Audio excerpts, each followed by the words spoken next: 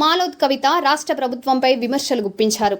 High court తీర్పు ప్రభుత్వానికి చెంపపెట్టు లాంటిదని పేర్కొన్నారు.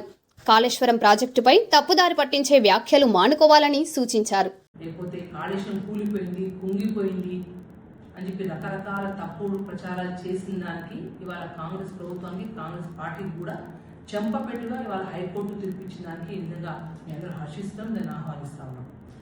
ఇంకా వాస్తవంగా ఇది రైతుల విజయంగాను, దాంతోపాటు అయితే ప్రత్యేకంగా అహర్నిశలు 4 సంవత్సరాలు ఎవరైతే పనిచేసిన ఇంజనీర్లు కావచ్చు, ఆ వ్యవస్థ అందరికీ కూడా మనస్ఫూర్తిగా ఇది వాళ్ళ విజయంగానే భావిస్తూ ఉన్నాం. ఎందుకంటే కాళేశ్వరం కేసీఆర్ గారు తెలంగాణ ఉద్యమంలో ఎంతో ఆయన తిన్నప్పుడు ఎన్నోసార్లు కూడా ఈ బీడు భూములన్నీ పోవాలి, రైతన్నలకు పాడి పంటలు మంచి పండాలి, నీళ్లు అందాలని ఒక దృఢ సంకల్పంతో కేసీఆర్ గారు కంకణం కట్టుకొని కూడా ఈ కాళేశ్వరం ప్రాజెక్ట్ని కూడా నిర్మించే విషయం ఎంత తెలుసు.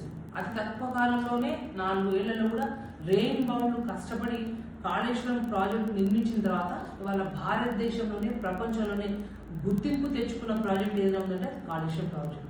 అంత గొప్ప ప్రాజెక్ట్ని, అటువంటి రైతన్నలకు ఉపయోగపడే ఈ ప్రాజెక్ట్ని కాంగ్రెస్ ప్రభుత్వం ఎలక్షన్లప్పుడు మీరు మాట్లాడుతూ తప్పుదోవ పడుతూ ఏదో అవినీతి జరిగిందని, కుంగిపోయిన 2 పిల్లలు కుంగిపోయినని చెప్పేసి మేడిగడ్డలో ఏదైతే 2 కుంగిపోయిన పిల్లలని దృష్టిలో పెట్టుకొని పూర్తిగా కాళేశ్వరం ఏదైతే 3 బ్యారేజ్తో ఉన్న కాళేశ్వరం ప్రాజెక్ట్ పూర్తి స్థాయిలో పోయిందని చెప్పి తప్పుడు ప్రచారం చేసిన దానికి ఇవాళ ఖచ్చితమైన గుణపాఠం వచ్చిందని మేము భావిస్తాము. నిజంగా చాలా సంతోషం. ఎందుకంటే కేసీఆర్ గారు ఇప్పటి కూడా ప్రజలు ఎక్కడ పోయినా కూడా కేసీఆర్ గారిని ఈ కాళేశ్వరం రైతన్నులైతే ప్రత్యేక గుర్తుపెట్టుకొని పదే గుర్తు చేసుకుంటారు.